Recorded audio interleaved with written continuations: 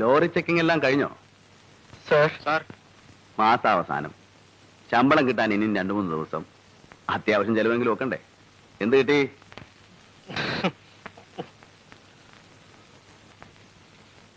എന്താ തന്റെ പേര്? ഇനി അങ്ങനെ ചെയ്യില്ല സാർ. പേര് പറയണോ? വാസു. സംശയം വാസു എന്ന് ചിലർ. കൃഷ്ണൻ, ഉമ്മർ. അറിയാം, താനല്ലേ ഇവരെ അയച്ചത്. വാസുവിന് എത്ര കുട്ടികളുണ്ട്? 3, 4. അതിലും സംശയമാണോ? 3 പേര് പുറത്ത്, ഒരാള് ലോക്കപ്പിലാണ്. അപ്പൊ ചെലവ് കൂടും. കൈക്കൂലി വാങ്ങിക്കാതെ കിട്ടുന്ന ശമ്പളം കൊണ്ട് ഒരു പോലീസുകാരൻ ജീവിക്കാൻ സാധ്യമല്ല. എടോ, കൊള്ളയടിക്കണമെങ്കിൽ പഴയ കായങ്ങളും കൊച്ചുണ്ടി പോലെ വേണം. ഉള്ളവന്റെ കയ്യിൽ നിന്ന് പാവങ്ങളുടെ കീശ തപ്പരുത്. എടുത്തോ. സാർ, ഒരു സംശയം. സാറിന് ഇതിന് വല്ല ഷെയറും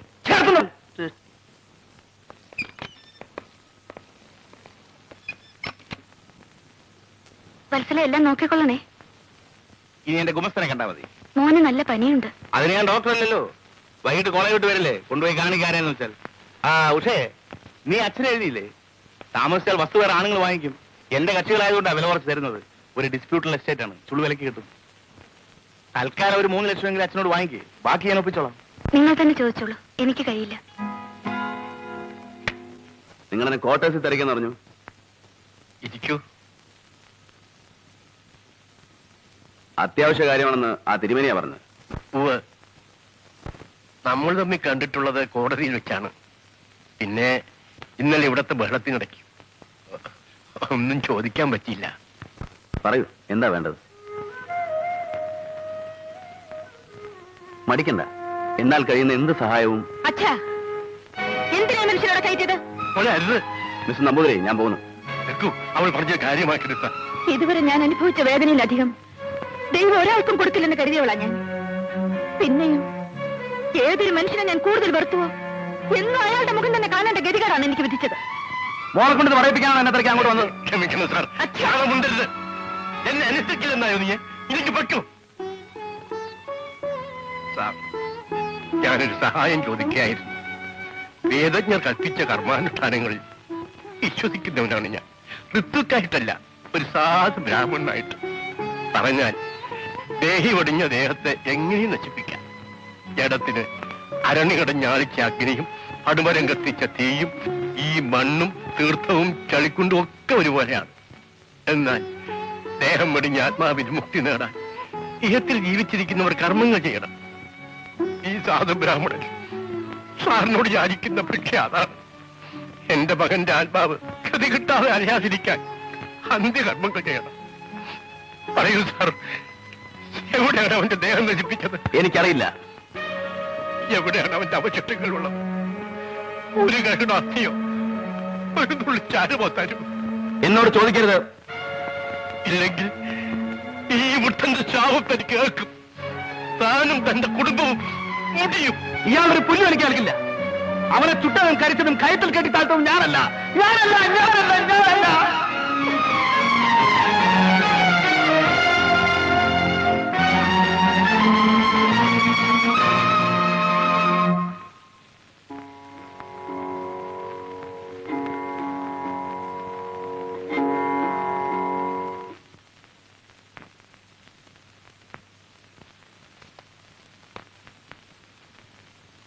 സാർ,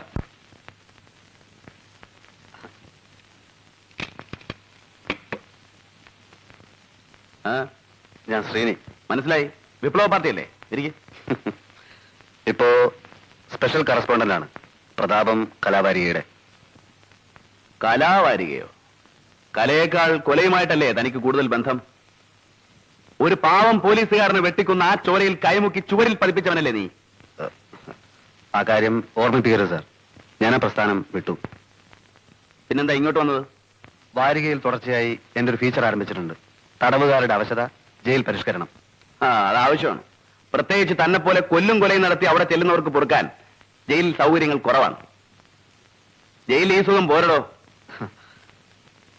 സാർ എന്തായി പറയുന്നത്? തടവുകാരുടെ ബേസിക് നീഡ്സ്. മുഴുപ്പട്ടിനായിട്ട് കോടിക്കണക്കിന് ഞാൻ ജയിലിൽ പുറത്തുണ്ടോ? വയറു നിറച്ച ആഹാരം, കിടന്നുറങ്ങാൻ ഉറപ്പുള്ള കെട്ടിടം, കറണ്ട്, റേഡിയോ, പിന്നെ എന്തൊക്കെ വേണം ജയിലില്? സെല്ലിൽ AC വേണോ? TV വേണോ? ചൈനീസ് ഫുഡ് വേണോ? നമ്മൾ തർക്കിക്കണ്ട. ഞാൻ വന്നത് മറ്റൊരു കാര്യത്തിനാണ്. പറയണം. സത്യരാജ് എന്ന പുള്ളിയെ 2 തവണ അറസ്റ്റ് ചെയ്ത ആളാണല്ലോ സാറ്. ആ പുള്ളിയെ കുറിച്ച് എനിക്ക് ചില കാര്യങ്ങൾ അറിയണം. ദിവസവും പത്രങ്ങളിൽ അടിച്ചു വരുന്നുണ്ടല്ലോ അവൻ ചെയ്ത കൊലയും വീരസാഹസങ്ങളും ഒക്കെ. നാട്ടുകാരുടെ ഹീറോ ഇപ്പൊ സത്യരാജല്ലേ? കറക്റ്റ്. എന്റെ അറ്റംപ്റ്റ് ന്യൂസ് കോളത്തിനല്ല, പുസ്തക രൂപത്തിൽ അവന്റെ life, I mean A biography. ജനം വായിച്ചു പഠിക്കട്ടെ അല്ലേ? നല്ല മാറ്റർ വേണം. അതിന് സാറിന്റെ ഒരു സഹായം എന്നോടോ. കൊള്ളയും കൊലയും ബലാത്സംഗവും നടത്തി ജീവിച്ച ഒരു നാരിയുടെ രോഗം പഠിക്കാൻ തനിക്ക് ഞാൻ കത്തി വെച്ചാണ് അല്ല? ഇയാൾ ചൂടാവാ പോടാ പട്ടി. മിസ്റ്റർ ഒരു പത്രപ്രവർത്തകൻ അപമാനിച്ചു. നീ എന്തോ ചെയ്യണം?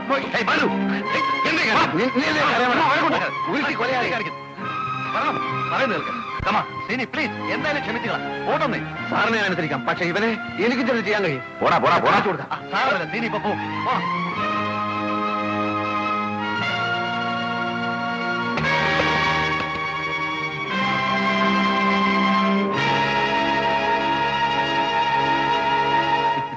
എന്തിനാടോ ആ പാവത്തിന്? തനിക്ക് വേറെ ഇരയൊന്നും കിട്ടിയില്ലേ? എനിക്കൊരു മറ്റേ വർത്താൻ പറയത്. പാവം കൊള്ള റാസ്കൽ വന്നിരിക്കുന്നു. Indian jails where money open store. വായിച്ചില്ലേ? ഈ ജയിലിന്റെ വാല് തുറക്കാൻ പണം വേണം. എന്റെ ജീവചരിത്രം തന്റെ നക്കാപ്പിച്ച പത്രത്തിൽ വന്നാൽ അത് കിട്ടില്ല. സാറിനെ കാണാൻ വക്കീൽ വന്നിരിക്കുന്നു. എടോ, ഇവൻ ആ കുട്ടനെ കാണിച്ചു കൊടുക്കും. വരൂ.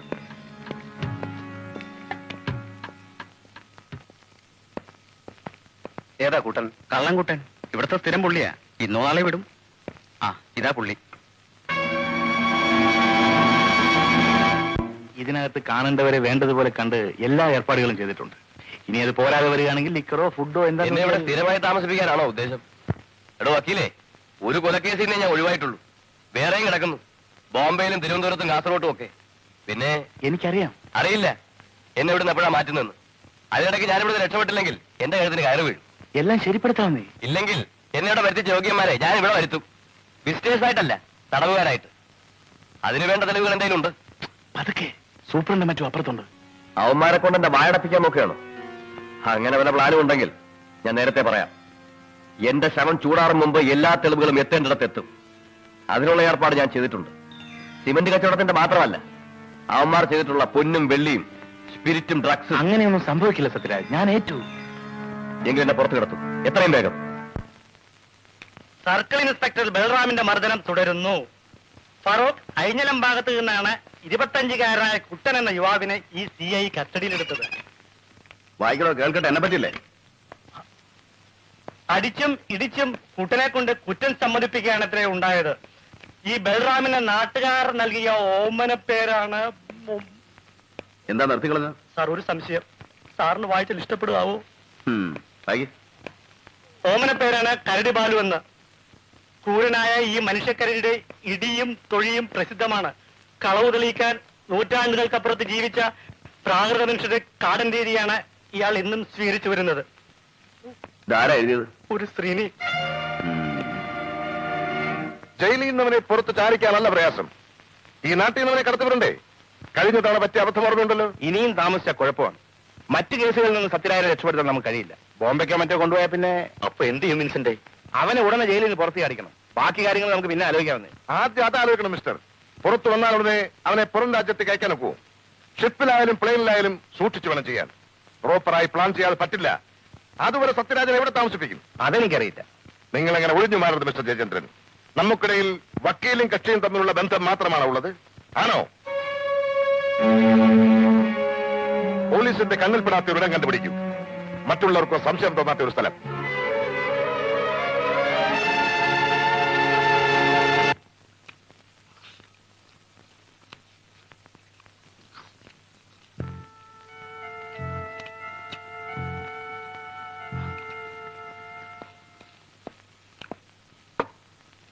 സാർ, ഒരു സംശയം. ഇതിന്റെ കാശ് ഞാൻ കൊടുക്കും. മുഴുവൻ കഴിക്കേ. ഇനി വയ്യ സാർ. എന്നാ എനിക്ക് കാര്യം പറയാം. മിസ്റ്റർ കുട്ടൻ എന്നാ ജയിലിൽ നിന്ന് ഇറങ്ങിയത്? ഇന്നലെ. ഇയാളുടെ വീട്ടിൽ ഇന്നലെ കളവ് നടന്നിരിക്കുന്നു. ഒരു ക്യാമറയും പിന്നത്തെ കടം, എന്റെ വാച്ച്, ടേപ്പ് റെക്കോർഡറും, പിന്നെ അതെ. മിസ്റ്റർ കുട്ടൻ, നിങ്ങൾ ഇന്നലെ അവിടെ ജയിലനുഭവം പറയാൻ പോയിരുന്നു. സാർ, പക്ഷെ ഞാനൊന്നും കട്ടില്ല. പൊന്നുകുട്ടാ, സത്യം പറയും. സത്യം സാർ, നല്ല ഭഗവതിയാണ് സത്യം. ശ്രീനി, ഇതിലും വലിയൊരു സത്യം ഇനി വേറെ ഇല്ല. താൻ പോയി കൈ കഴുകിയിട്ട് വാ. സാർ, ഇവനാണ് കട്ടതെന്ന് എനിക്ക് ഉറപ്പുണ്ട്. ഞങ്ങൾക്ക് ഉറപ്പുണ്ട്. അതുപോലല്ലോ കുട്ടൻ സമ്മതിക്കണ്ടേ? നിങ്ങൾ കണ്ടിരിക്കുകയല്ലേ, ഞാൻ അവന് ബിരിയാണി വാങ്ങിച്ചു കൊടുത്തു, ചായയും സിഗരറ്റും കൊടുത്ത് സൽക്കരിച്ചു, താണകയാണ് ചോദിച്ചു, എന്നിട്ടും പറഞ്ഞില്ല. പിന്നെ സത്യം തെളിയിക്കാൻ ഞങ്ങൾക്കൊരു മുറയുണ്ട്. പക്ഷേ അതെടുത്താൽ നിങ്ങളെപ്പോലുള്ള പത്രക്കാർ എഴുതില്ലേ തെളി അല്ലോ. സാർ, എന്തായാലും എനിക്ക് എന്റെ ക്യാമറ കിട്ടണം. പല പല സെന്റിമെന്റ്സ് ഉള്ള. അത് ശരി. കുട്ടൻ വരൂ. കുട്ടൻ ഇന്നലെ മോട്ടിച്ച സാധനങ്ങളൊക്കെ എന്ത് ചെയ്തു? ഏത് സാധനം? പറയണം, അത് ആർക്ക് വിറ്റു? ഇല്ല സാർ. അയ്യോ, പിള്ളേരെ പിറകിലിരിക്കില്ല, ഞാൻ ചത്തുപോകും. നീ പറ, എന്ത് ചെയ്തത്? ചാച്ചു വളരി പഠിക്കാൻ അയച്ചോ? കക്കൂസിന് വലിയൊരു പൈപ്പിൽ വെച്ച് ബാക്കി പാത്തോട്ട് പള്ളിപ്പറമ്പിൽ കുഴിച്ചിട്ട് സാർ. അവിടെ മയ്യത്ത് വെക്കാൻ തന്നെ തയ്യില്ല. അപ്പോഴാണ് നിന്റെ കളവ് മതി. ആ താനും വയ്ക്കോ. മേലിൽ പോലീസുകാരെ പറ്റി പോക്കിരത്തിൽ എഴുതിയ തന്റെ എല്ലിയാൻ ഓടിക്കും. സാർ, ഇറങ്ങിപ്പോ.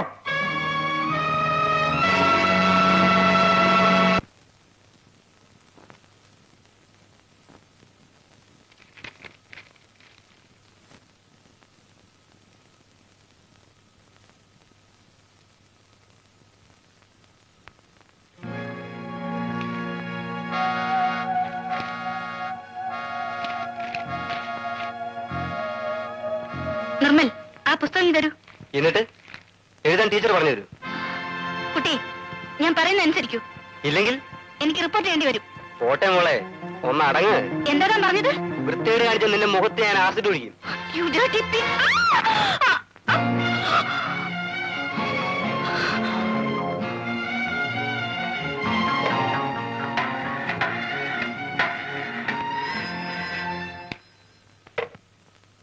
പോലീസ് സ്റ്റേഷൻ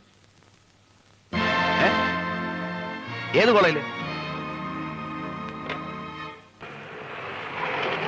വകുപ്പ് ഏതായാലും റഷീദ് പേടിക്കണ്ട, കേസിന്റെ കാര്യം ഞാൻ ഏറ്റുന്നേ.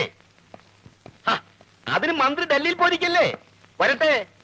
വേണ്ട വേണ്ട, പുള്ളിക്കാരൻ പ്രൈം മിനിസ്റ്ററെ കണ്ടേച്ച് ഉടനെ തന്നെ ഇങ്ങോട്ട് വിളിക്കും. ആ ഓക്കെ. ആ സിറ്റിയിൽ മിനിഞ്ഞാന്ന് ചാർജ് എടുത്തു അല്ലേ? തൊട്ടടുത്ത് വീടായിട്ടും ഇതുവരെ നിങ്ങൾ കയറിയില്ലല്ലോ. ആയിരിക്കേ വേണ്ട. അത് കൊള്ളാം. നിങ്ങളുടെ ഹോം മിനിസ്റ്ററും ഇതുപോലെയാ.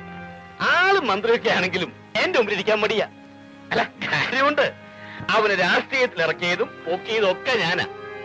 അതിരിക്കട്ടെ, കുടിക്കാൻ എന്താ എടുക്കേണ്ടത്? കാപ്പിയോ ചായയോ അല്ലെങ്കിൽ? ഒന്നും വേണ്ട. അത് പറ്റില്ല. ആദ്യമായിട്ട് എന്നെ കാണാൻ വന്നിട്ട്. അത് ഞാൻ നിങ്ങളെ കാണാൻ വന്നതല്ല. പിന്നെ മകനെ കാര്യം വിളിക്ക്, പറയാം. നിമ്മി, മോനെ നിമ്മി.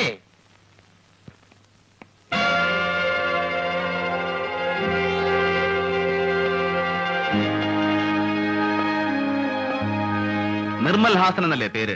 അതെ. താൻ എന്നോട് സ്റ്റേഷൻ വരെ ഒന്ന് വരണം. എന്തിന്? പരീക്ഷാ ഹാളിൽ കുഴപ്പമുണ്ടാക്കിയില്ലേ, അതിന്. എന്തു കുഴപ്പം? അതൊക്കെ വേണ്ടപ്പെട്ടവർ അന്വേഷിച്ചിട്ടുണ്ട്. കോളേജിൽ നിന്നാണ് ഞങ്ങൾ വരുന്നേ. വേണം. തനിക്ക് ഞാൻ ആരാണെന്നറിയോ? അറിയാം. ഇവിടുത്തെ രാഷ്ട്രീയത്തിലെ കിങ് മേക്കറാണ്, ബിസിനസ്സുകാരനാണ്.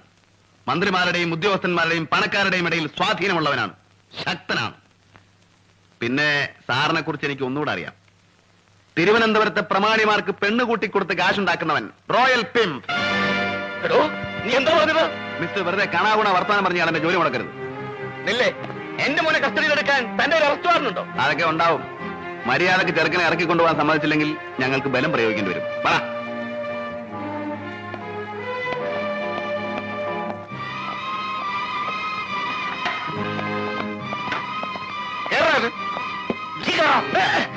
ബീച്ച് വഴി വിടാൻ പറ. സാർ, ഒരു സംശയം. എളുപ്പം സ്റ്റേഡിയം വഴിയല്ലേ? താൻ പറഞ്ഞത് എഴുതാ മതി.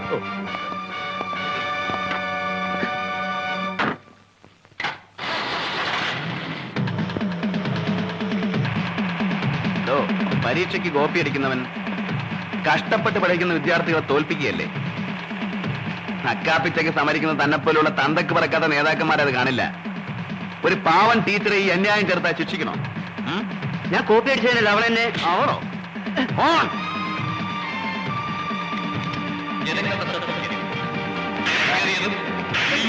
പാതവക്കിൽ ആരും കൂട്ടം കൂടി നിൽക്കുവാനോ മറ്റു വാഹനങ്ങൾ പാർക്ക് ചെയ്യുവാനോ പാടുള്ളതല്ല.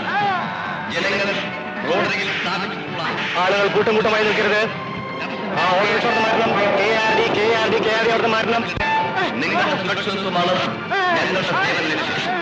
അതിനായി പൂർണ്ണമായും ഞങ്ങൾക്ക് സഹകരിക്കുക. വാഹനങ്ങളുടെ പ്രത്യേക ശ്രദ്ധയ്ക്ക്. വാഹനങ്ങൾ പരസ്പരം ആളുകൾ വലത് ഭാഗത്തോട് നടക്കണം. ലോറി ലോറി ലോറി വന്ന് മാറണം. ടീച്ചറുടെ മുഖത്ത് നീ ആസിഡ് ഒഴിക്കോടാ. ഇല്ല സർ, ഞാൻ പറയുന്നത് ടീച്ചറെ കൈ കീറി മുറിക്കോടാ. ഇല്ല സർ, ചെയ്യില്ല. ഞങ്ങൾ നിന്നെ ഇടിച്ച് നീ ആരോടെങ്കിലും പറഞ്ഞു തന്നിട്ട് നാവിയാൻ പിഴർത്തോളി. മനസ്സിലാകണം. വാഹനങ്ങളുടെ മുൻവശത്തും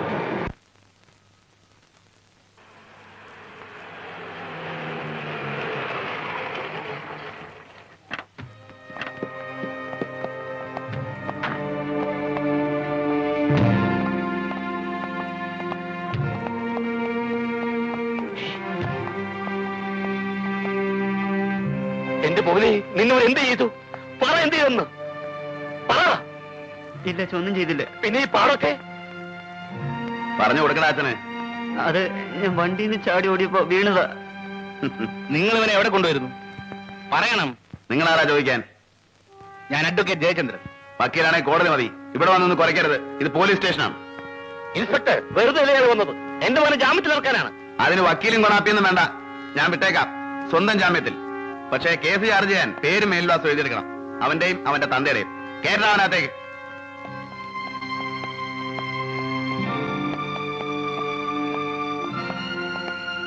സാറിനോട് കോളുണ്ട്. ഞാനിവിടെ ഇല്ലെന്ന് പറ. തിരുവനന്തപുരത്ത് നിന്നാ. അറിയാം മിസ്റ്റർ. വലിയവന്റെ മക്കളെ പിടിച്ചാൽ തിരുവനന്തപുരത്ത് നിന്ന് വിളിക്കൂ. പറഞ്ഞേരി വിട്ടെന്ന്.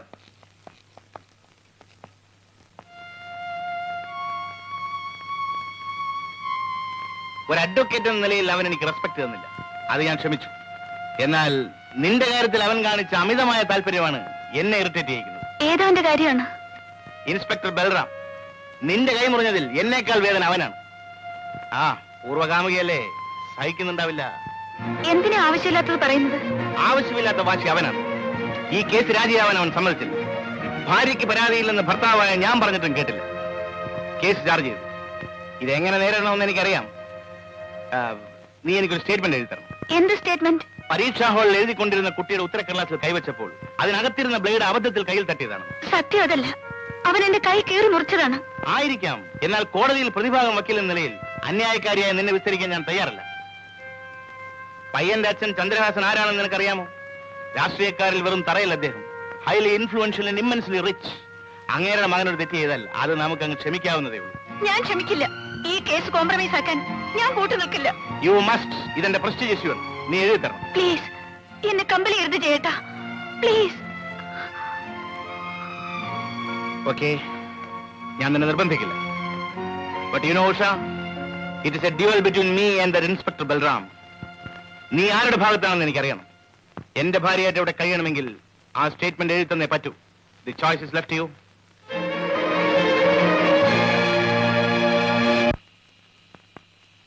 അകത്തുണ്ട്, വിളിക്കാം. ആരാത്? ഇത് വേറെ കിട്ടിയ.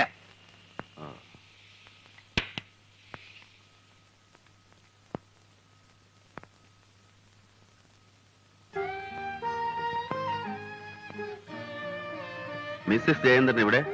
ഞാൻ ഇന്നലെ കൊടുത്ത കംപ്ലൈന്റ് കഴിയുമെങ്കിൽ വിഡ്രോ ചെയ്യാൻ. എനിക്ക് നേരത്തെ തോന്നിയിരുന്നു. അഡ്വക്കേറ്റ് ജയന്ദ്രന്റെ വാദം കേട്ടപ്പോ അയാളുടെ ഭാര്യ പ്രതിഭാഗം ചെയ്തിരുന്നു. It's all right. I am sorry. ഒന്നും പറയണ്ട. ഞങ്ങൾക്കിതൊരു പുതിയ അനുഭവമൊന്നുമല്ല. വെട്ടും കൊലയും നടത്തിയപ്പോൾ തന്നെ അവസാനം ഒത്തുചേരും. ഇടയിൽ കഷ്ടപ്പെട്ട് കേസന്വേഷിച്ച പോലീസുകാരന്റെ വായിൽ പച്ചത്തെറിയ എന്റെ നാവിൽ വരുന്നേ. ഞാനൊന്നും പറയുന്നില്ല. പക്ഷേ നിങ്ങൾ ഈ ചെറിയ കാര്യത്തിന് ഇവിടെ വരേണ്ട കാര്യമില്ലായിരുന്നു. എന്റെ ഗതികേടുകൊണ്ട്, അല്ലെങ്കിൽ കുറ്റബോധം കൊണ്ട്. അഡ്വക്കേറ്റ് ജയചന്ദ്രന്റെ ഭാര്യയ്ക്ക് ഗതികേടുണ്ടെന്ന് പറഞ്ഞാൽ ഞാനത് വിശ്വസിക്കില്ല. പിന്നെ കുറ്റബോധം ഒഫീഷ്യൽ ഡ്യൂട്ടിയിൽ എന്നെ വഴിതെറ്റിച്ചതിലേ ഉള്ളൂ. പേഴ്സണൽ ലൈഫിൽ എന്നെ വഞ്ചിച്ചതിലില്ല. ഞാൻ ആരെയും വഞ്ചിച്ചിട്ടില്ല. മറ്റൊരാണിന്റെ ഗർഭം ധരിച്ച് നിനക്കത് പറയാമോ? മിസ്റ്റർ ബൽറാം, ആ ആണിന്റെ ഭാര്യയാണ് ഞാൻ. അദ്ദേഹത്തിന്റെ കുഞ്ഞിന്റെ അമ്മയായെങ്കിൽ അതെന്റെ കുറ്റവുമല്ല. ഓ, ക്രെഡിറ്റ് ആയിരിക്കും. കുറ്റം എന്റെ തന്നെയാ.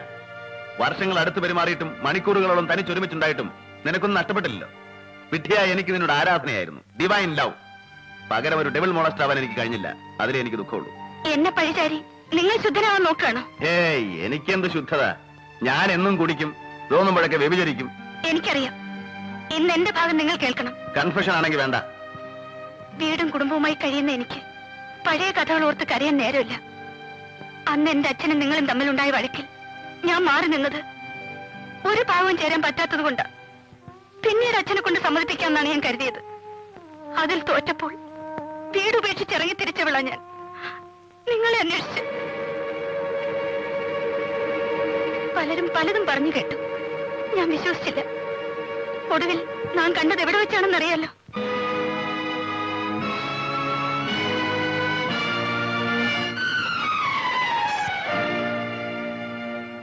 ഒരു കൊലയാളിയാണ് നിങ്ങളെന്ന് അറിഞ്ഞിട്ടും എനിക്ക് നിങ്ങളോടുള്ള സ്നേഹം കുറഞ്ഞില്ല. എന്നാൽ അന്ന് ആ വ്യഭിചാരശാലയിൽ വെച്ച് നിങ്ങളെ ആ പെണ്ണിനോടൊപ്പം കണ്ടപ്പോൾ എന്റെ കുറ്റപ്പെടുത്തുന്നില്ല ആരെയും. It's my faith.